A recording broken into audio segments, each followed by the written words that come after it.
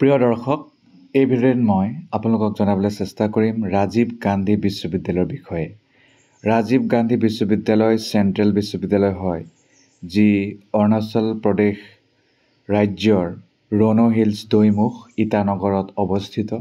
এই বিশ্ববিদ্যালয়ত আপোনালোকে আণ্ডাৰ গ্ৰেজুৱেট, মাষ্টাৰ ডিগ্ৰী আৰু PhD কি বিষয়ত কৰিব পাৰিব, কিমান ফিজ হ'ব আৰু অন্যান্য কি জানিবলগীয়া কথা আছে, এই সকলোবোৰ কথা আপোনালোকক এই ভিডিঅ'টিৰ দ্বাৰা জনাবলৈ চেষ্টা কৰিম।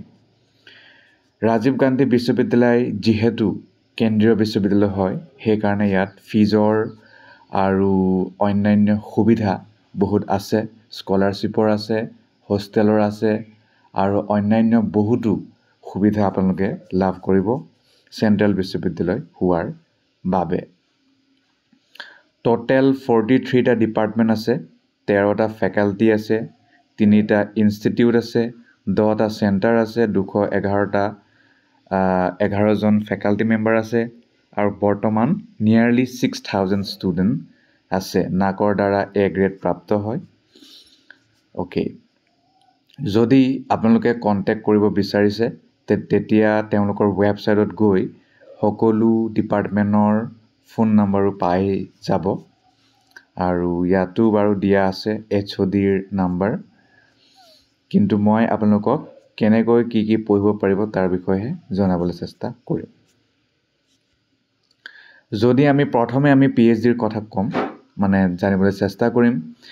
PhD আপোনালোকে এন্থ্ৰপ'লজিত কৰিব পাৰিব আৰু এগ্ৰনমিত কৰিব পাৰিব, এগ্ৰিকালচাৰেল ইকনমিক্সত কৰিব পাৰিব, agricultural engineering, botany, chemistry, commerce, CSE, economics, ECE, education, English আৰু entomology, food technology, genetics and plant breeding, geography, geology, Hindi, history. ইয়াৰ বাহিৰে horticulture, law', management, mass communication, mathematics, music, national security studies, physical education, physics, plant pathology, political science, psychology, social work, sociology, soil science and agricultural chemistry, statistics, tribal studies আৰু zoology. মুঠ 37 বিভাগত বা বিষয়ত আপোনালোকে PhD কৰিবলৈ পাৰিব।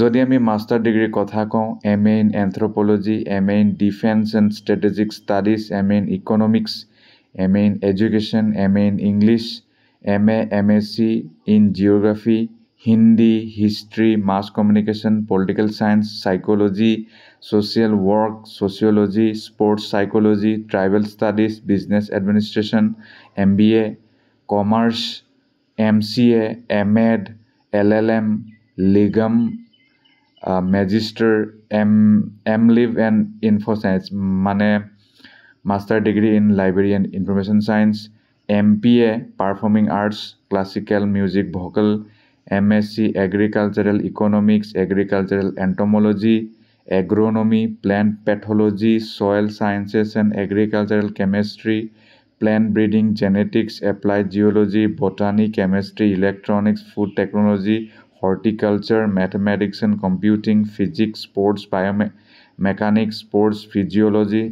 Statistics, MSc, strength training and conditioning, zoology, computer science engineering, electronics and communication engineering, MTech in agricultural engineering আৰু specialisation থাকিব farm machinery and power engineering.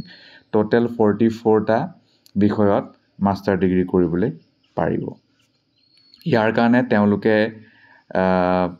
2টা প্ৰকাৰৰ পৰীক্ষা পাতে, CUET, PG। তাৰ পৰাও আপোনালোকে এনৰোল হ'ব পাৰে, নহ'লে তেওঁলোকৰ নিজা পৰীক্ষা পাতে RGU CET, সেইটো পাছ কৰিব লাগিব।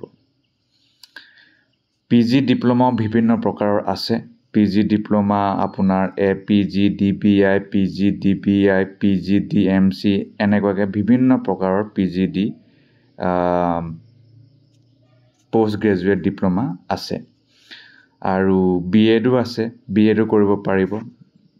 এফিলিয়েটেড কলেজ বহুত আছে, স্পেচিয়েল এডুকেশ্যনত BEd, BPEd, LLBও কৰিব পাৰে। ইয়াৰ বাহিৰে